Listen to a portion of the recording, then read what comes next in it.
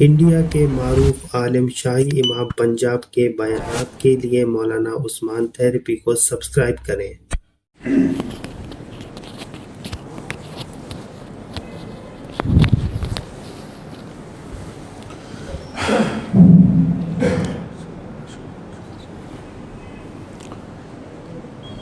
बिस्मिल्लाहिर्रहमानिर्रहीम। शुरू अल्लाह के नाम से जो बड़ा मेहरबान और निहायती रहम करने वाला है। तमाम हज़रात सूरह फ़ातिहा और दुरूद पाक पढ़िए। औज़ु बिल्लाहि मिनश्शैतानिर्रजीम। बिस्मिल्लाहिर्रहमानिर्रहीम। अल्हम्दुलिल्लाहि रब्बिल आलमीन अर्रहमानिर्रहीम मालिकि यौमिद्दीन इय्याका नअबुदु व इय्याका नस्तईन इहदिनस सिरातल मुस्तक़ीम सिरातल लज़ीना अनअमता अलैहिम गैरिल मग़दूबि अलैहिम वलद्दाल्लीन आमीन।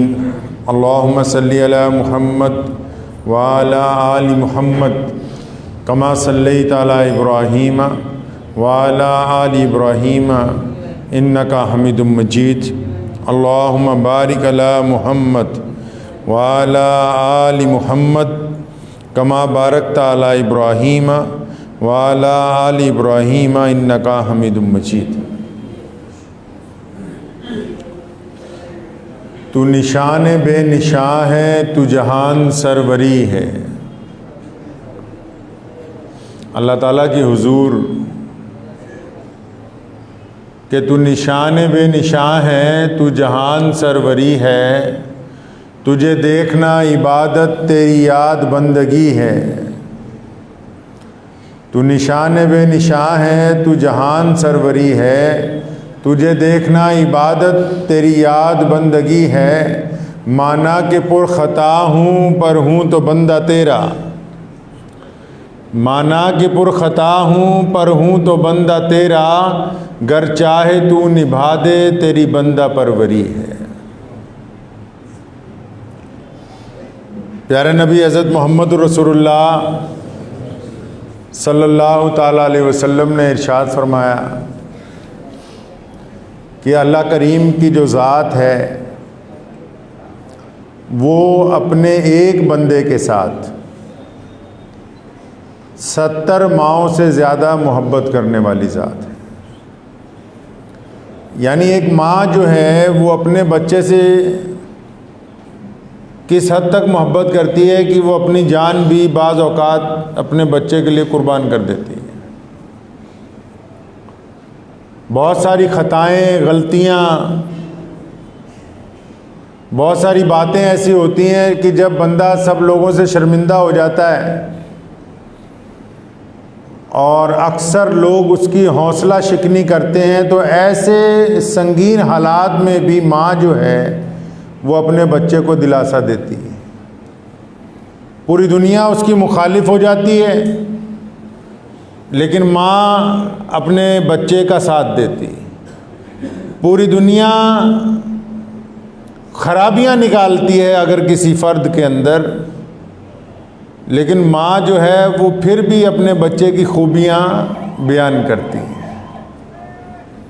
तो हज़ूर नबी अलैहिस्सलातु वस्सलाम ने अल्लाह ताला की मोहब्बत को दिखाने के लिए बंदों को माँ की दलील दी कि देखो जिस तरह माँ अपने बच्चे को चाहती है तो इसी तरह अल्लाह करीम जो है 70 माओं से ज़्यादा अपने एक बंदे के साथ प्यार फरमाते हैं।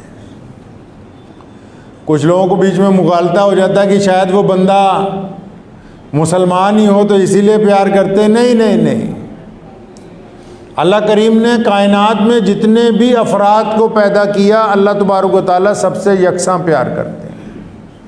कुरान पाक में अल्लाह तबारक व तआला की सिफ़ात बयान करते हुए जब कहा गया अल्हम्दुलिल्लाहि रब्बिल आलमीन, तो कहा कि तमाम तारीफ़ें उसके लिए हैं, उसके लिए नहीं जो रब है, उसके लिए नहीं जो ताकतवर है।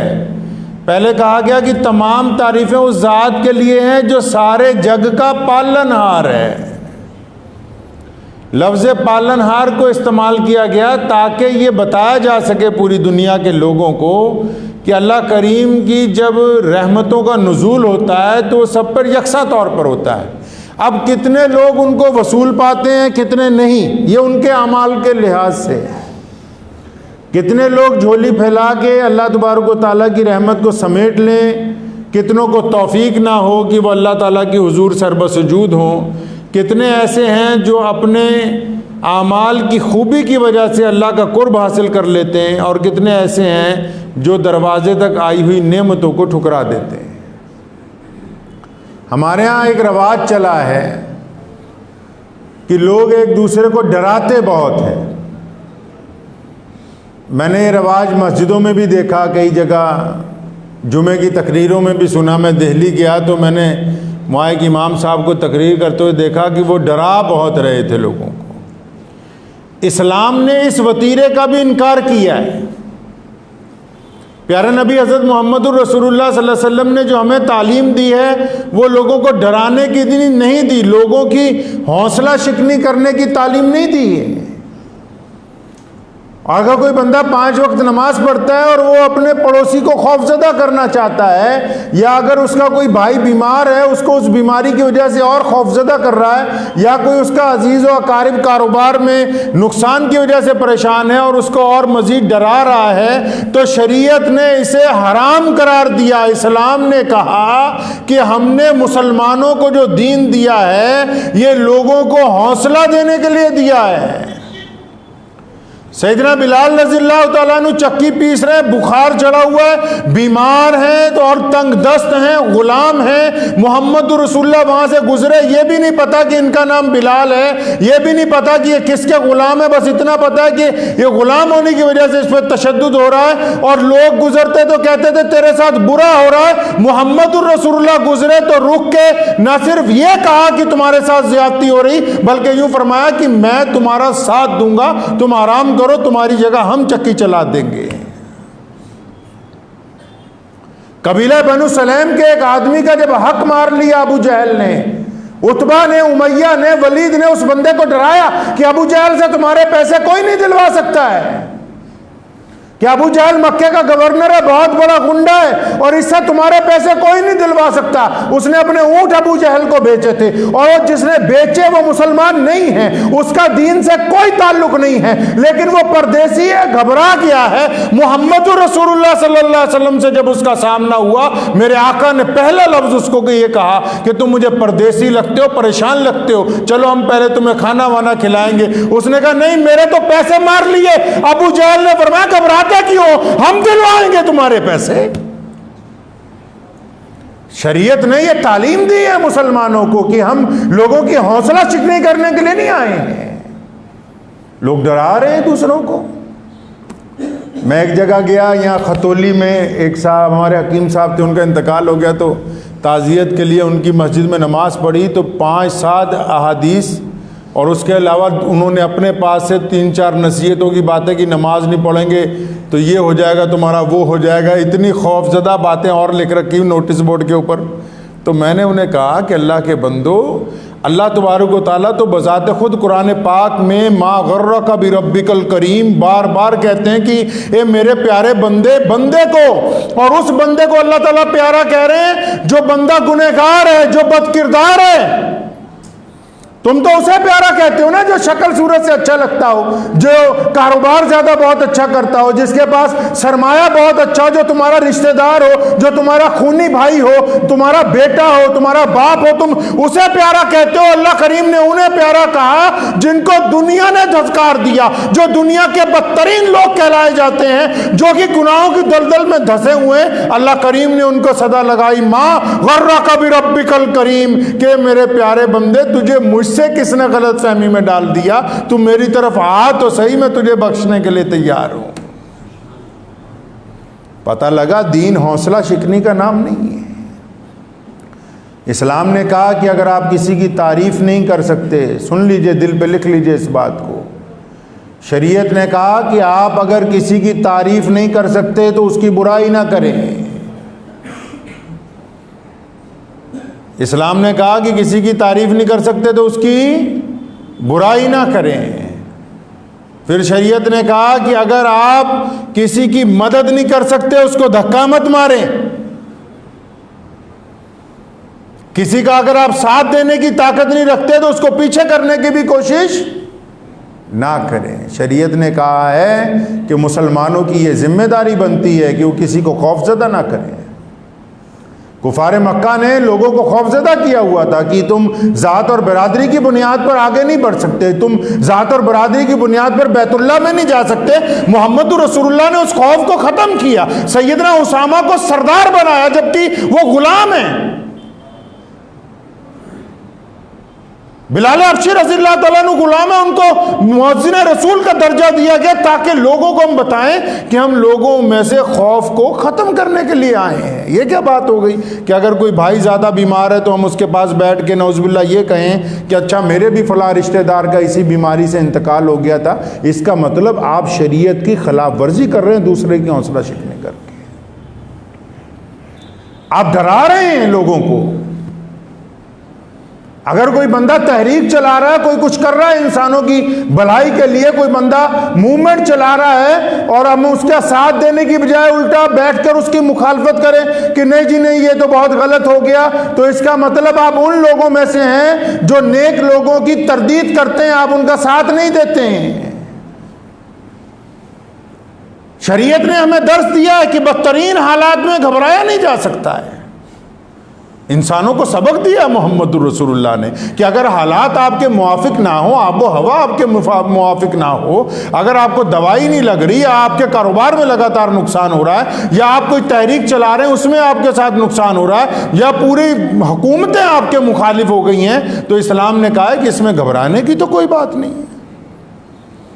इस्लाम ने साबित कदमी की बात की, इस्लाम ने अज़म और इस्तक़लाल की बात की। एक बड़ा खूबसूरत वाक़या मुझे याद आ गया। तैमूर लंग का बेटा था, सुल्तान जलालुद्दीन ख्वार आज़म शाह उसका नाम था। तो मंगोल उस वक्त पूरी दुनिया में बड़ी ताकतें थी, दो ही बड़े सुपर पावर थी उस दौर में, एक चंगेज़ खान एक तैमूर लंग।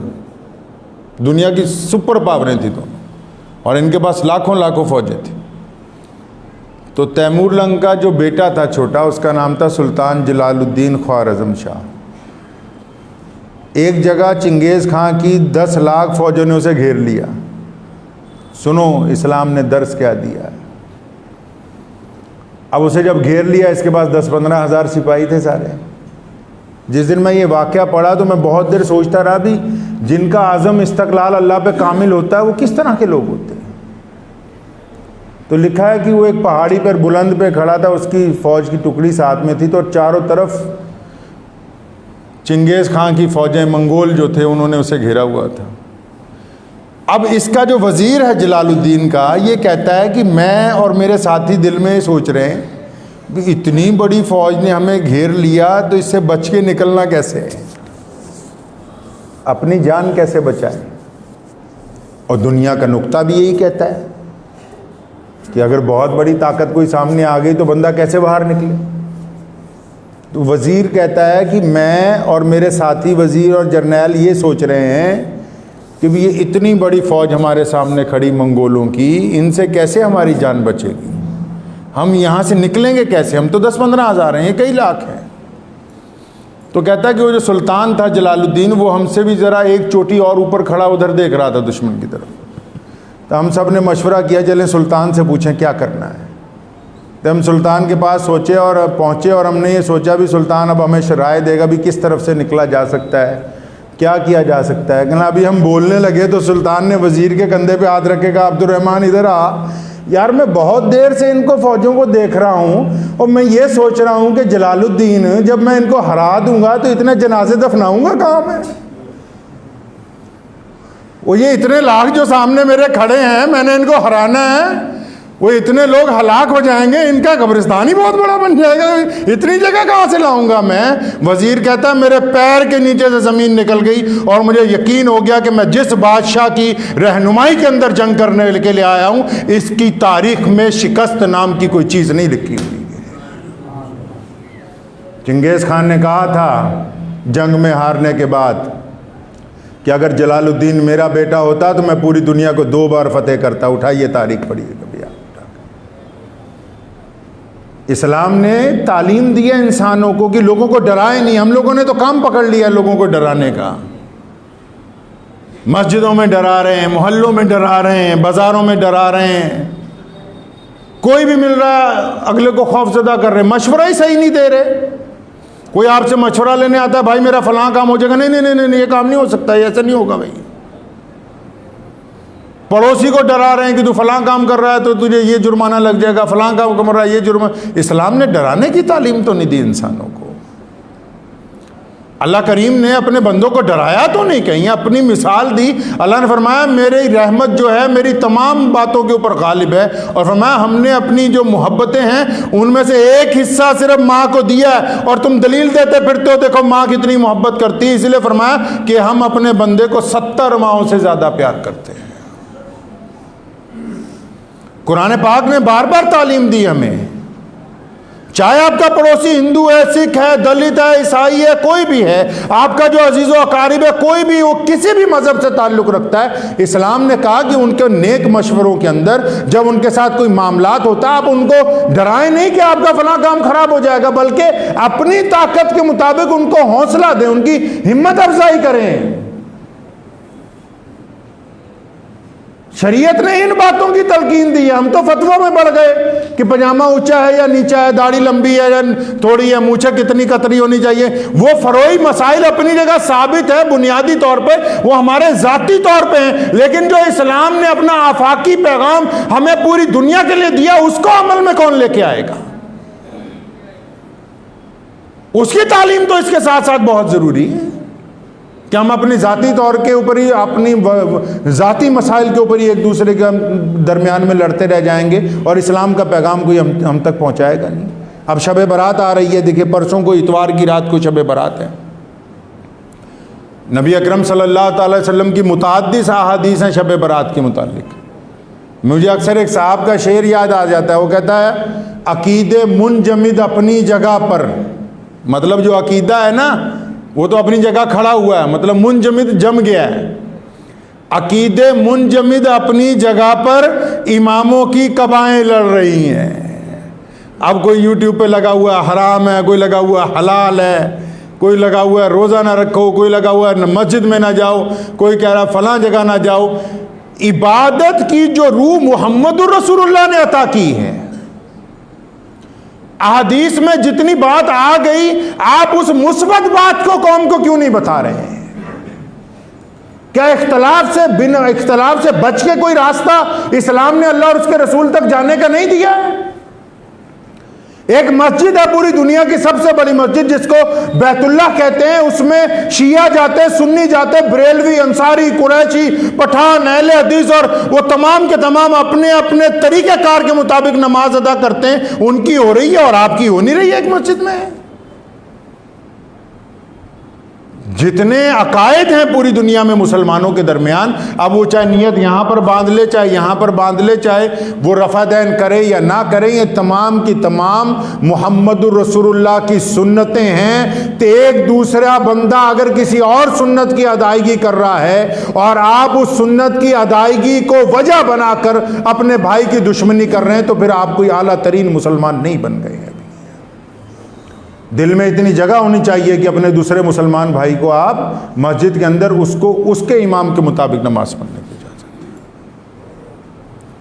ठीक है, आपको आपके अकीदे से कोई नहीं हिला रहा, आप जिस इमाम की इक्तदा कर रहे हैं करते रहिए, लेकिन अगर कोई दूसरा आदमी अपने इमाम की इक्तदा के मुताबिक, अपने मसाइल के मुताबिक नमाज पढ़ रहा है, तो आप में इतनी भी अब अखलाकियात नहीं बाकी बची कि आप लिख के लगाएंगे कि फलां आदमी अंदर दाखिल होगा कि फलां आदमी नहीं दाखिल होगा। शब बारात की रात है यार, इतनी बात तो हदीस पढ़ के दिल से पूछ लिया करो ना, क्या जायज़ है क्या ना जायज़ है। दिल अगर ये कहता है कि शब बारात को पटाखे बजाने चाहिए, पूछो ना इस दिल से। अगर ये कहता है नहीं ये हमारा रवाज नहीं है तो मत बजाओ। अगर दिल ये कहता है सज धज के सड़कों पे सारी रात गुजारनी अच्छा नहीं लगता, ये आवारागर्दी है, तो फिर मत फिरो सड़कों पर, रात को इबादत कर लो। इसमें फतवे की तो कोई ज़रूरत नहीं है। बंदे का सबसे बड़ा मुफ्ती उसका दिल है। हज़रत मौलाना रशीद साहब, अहमद रशीद साहब लुधियानवी रहमतुल्लाह अलैह, मुफ्ती आज़म जिन्होंने अहसनुल फतावा लिखा है, आज भी किसी मदरसे में जब कोई फतवा लिखा जाता है तो अहसनुल फतावा खोला जाता है। पहले उन्होंने लिखा है कि अगर बंदे पर कोई मुसीबत आ जाए और उसको ये पता करना हो कि ये मुसीबत रहमत है या अजाब है, तो किसी मौलवी से पूछने की ज़रूरत नहीं, इस दिल से पूछो। लिखते हैं कि अगर परेशानी आने के बाद, बीमारी आने के बाद, मुसीबत आने के बाद, घर में फसाद आने के बाद, कारोबार में नुकसान होने के बाद, लोगों के दरमियान बुरा बनने के बाद, अगर एक बंदा वो गुनाह नहीं छोड़ता जो मुसीबत आने से पहले करता था। मिसाल के तौर पे एक बंदे को जबरदस्त नुकसान हो रहा है और वो बंदा कोई बदतरीन गुनाह करता है, नुकसान के बावजूद गुनाह नहीं छोड़ता, तो मुफ्ती साहब ने लिखा है ये अल्लाह की तरफ से अजाब है उसके लिए। ये मुसीबत क्या है जी? अजाब है। और अगर मुसीबत आने के फौरन बाद गुनाह से तौबा कर लेता है, वो गुनाह नहीं करता जो मुसीबत आने से पहले करता था, तो फरमाते हैं कि ये अब आजमाइश होगी और अल्लाह करीम अपने फजल से इस आजमाइश से बंदे को बाहर निकाल देंगे। तो ये तो हमें अपने दिल के पास ही सबसे बड़ा मुफ्ती रखा हुआ, अल्लाह तो करीम ने हमारे दिल में ही रखी है बात। तो अपने दिल को क्यों नहीं पूछते बार बार कि ये काम सही है कि नहीं है? हुज़ूर सल्लल्लाहु अलैहि वसल्लम क्या ऐसा कर सकते हैं? नौज़ुबिल्लाह क्या उस दौर में ऐसा हुआ होगा? जो बातें तुम्हारा दिल गवाही देता कि ये नहीं जच रही, ये दूसरों की कौम से मुशाबत रखती हैं, तो उन बातों को छोड़ दें बस। बाज़ औक़ात सिर्फ अपने फतवे देने की वजह से कोई साहब कह रहा है जी 14 शाबान को इबादत नहीं होनी चाहिए, ये नहीं होना चाहिए। मुहम्मदुर रसूलुल्लाह सल्लल्लाहु अलैहि वसल्लम ने बज़ात खुद इस रात को अल्लाह तबारक व तआला की इबादत की है। अब कोई बंदा कितनी करता है कितनी नहीं करता ये उसका मामला है, लेकिन ये तो समझिए ना कि अल्लाह ने बहाने बनाए। शब कदर को, शब बरात को, रमज़ान मुबारक को अल्लाह करीम ने आपको बहाने बनाए हैं कि भाई इस बहाने मेरा बंदा आके अपनी मगफिरत करवा ले, इस बहाने बंदा अपनी मगफिरत करवा ले। अब अगर कोई बंदा 14 शाबान की रात को ही सोया रहे या लैलतुल कदर की रात को रमज़ान मुबारक में तलाश ही ना करे, तो फिर ये तो इतना तो हम मानते हैं कि उसने एक अच्छा मौका खो दिया, उसने एक वक्त उसकी ज़िंदगी में बेहतरीन आया वो ज़ाया कर दिया है। तो ऐसे वक्त को ज़ाया करने की बजाय क्या बेहतर ना हो कि वो इत्मीनान कल्ब के साथ सुकून से जाके मस्जिद के अंदर इबादत करे? बहुत बेहतरीन कपड़े पहनने की बजाय ये बेहतर नहीं है कि उन कपड़ों के पैसे किसी ऐसे गरीब को दे दे जिसके पास तन धरने के लिए कपड़ा नहीं है? बिरयानी की बड़ी बड़ी देगें बनाने की बजाय अगर किसी एक गरीब को 10,000 रुपये दे दो और किसी एक गरीब को पूरे बकरे के सदके के पैसे दो, उसके घर का पूरे महीने का राशन ना चल जाए? अपनी अकल भी लगाएं जो अल्लाह तबारक व तआला ने आपको दी है। इतना बेहतरीन दीन दे दिया और खातिमुन नबिय्यीन की उम्मत में हमें पैदा फरमाया अल्लाह तबारक व तआला ने। और आप अंदाजा लगाएं कि दुनिया की सबसे बड़ी उम्मत है, कायनात की सबसे महबूब उम्मत है, अल्लाह तबारक व तआला खुद इसकी तरफ नजर रहमत से देखते हैं, उसके बावजूद बंदा उसको अपने लिए अच्छा ना मौका फराम कर सके, तो मैं समझता हूँ बंदे की बहुत बड़ी बेवकूफ़ी होगी। दूसरों को फतवे सुनाने बंद करें। मैं बार बार अक्सर जहाँ जाता हूँ मुसलमानों से बार बार अपील करता हूँ, खुदा का वास्ता है वो दूसरों को ताने देने छोड़ दो, खुदा का वास्ता है दूसरों को मसले ना बताओ। ये देखो कि ये गुनहगार बंदा कितना अल्लाह का इत्तबा करता है कितनी नहीं करता। तुम दूसरे को पहले सीधे रास्ते पे लाने की बजाय कभी अपने गिरेबान में झांक के देखो, मेरे पास माँ बाप की इताअत है या नहीं है, मेरी बीवी मुझसे राजी है या नहीं है, मैं अपनी औलाद के लिए रहम करने वाला हूं या नहीं हूं, मेरा दोस्त मेरा साथ मुखलिस है या नहीं है, मैं अपने दोस्तों का वफादार हूं या नहीं हूं, मेरे अपनी पड़ोसी के साथ दोस्ती है या नहीं है, मैं अपने सके भाइयों के साथ दिल में मोहब्बत रखता हूं या नहीं रखता हूं। पहले अपना मामला तो तय हो जाए कि हम कैसे हैं। अपना मामला खराब है, दूसरों को फतवे पे फतवे दे रहे हैं। अल्लाह तबारक व तआला ने सबसे पहले आपसे बात करनी है। कब्र के फरिश्ते ने यह नहीं पूछना कि तू अपने पड़ोसी को फजर में ले जाता या नहीं ले जाता था, उसने ये पूछना तू नमाज पढ़ता था कि नहीं पढ़ता था, ये बता। पहला सवाल आपसे होगा। और भाई बेइंतहा लोग ऐसे हैं, लोगों को डराने में लगे हुए हैं कि ये नहीं करोगे ये हो जाएगा, ये नहीं करोगे वो हो जाएगा। शरीयत ने इस जुज का खात्मा किया है कायनात में। कायनात में था क्या मुहम्मदुर रसूलुल्लाह सल्लल्लाहु अलैहि वसल्लम से पहले, सिवाय लोगों के डराने के और काम क्या हुआ है दुनिया में? और आज भी जिनकी आजादारी है, आज भी कायनात में जो बड़ी बड़ी पावरें हैं, वो लोगों को अपने मिजाज के मुताबिक चलाना चाहती हैं। तो क्या हम भी वैसे ही बन जाए? नहीं, हमें मोहम्मद रसूलुल्लाह सल्लल्लाहु अलैहि वसल्लम ने बेहतरीन इखलाक की तालीम दी है, बेहतरीन इखलाक की तालीम दी है। ये हजूर अकरम सल्लल्लाहु अलैहि वसल्लम ही तो हैं जिन्होंने डरने का कोई दर्स उम्मत को नहीं दिया है।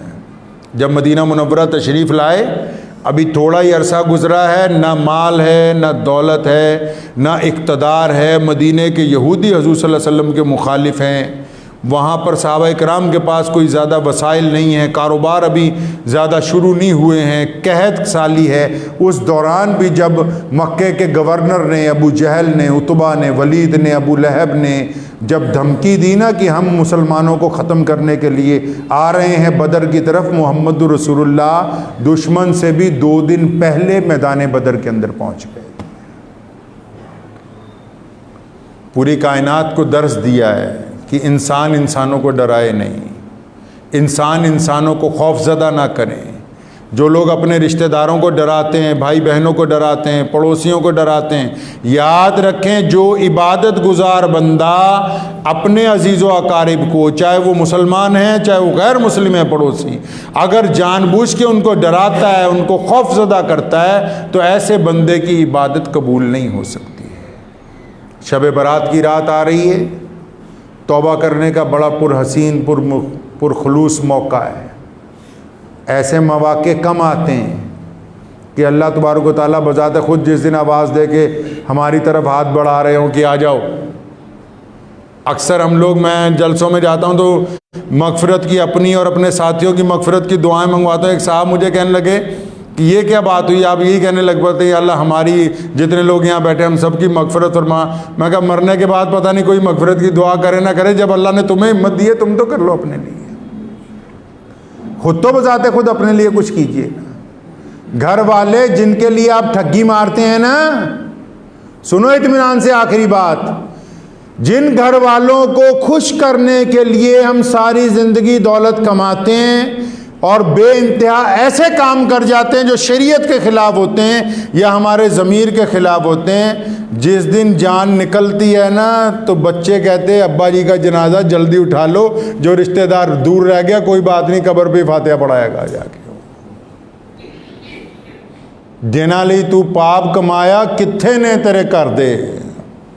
मियाँ बख्श रहमतुल्लाह अलैह कहा करते थे कि जिनके लिए तूने पाप कमाया वो कहाँ हैं?